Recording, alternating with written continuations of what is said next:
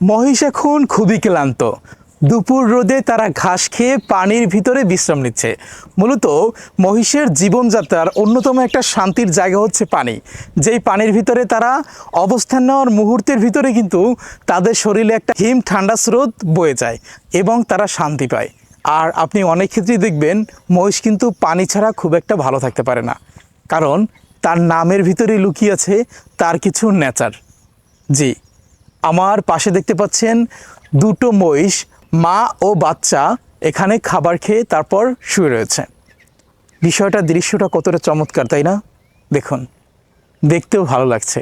মা তার বাচ্চাকে নিজে কাছে রেখে রেখে খাওয়া শেখাচ্ছে, কিভাবে খেতে হবে, কোন ঘাসগুলোকে বাছাই করতে হবে, কোন ঘাসের ভিতরে মুখ দিলে জিহ্বা কেটে যেতে পারে, এই সমস্ত আরও অনেক কিছু।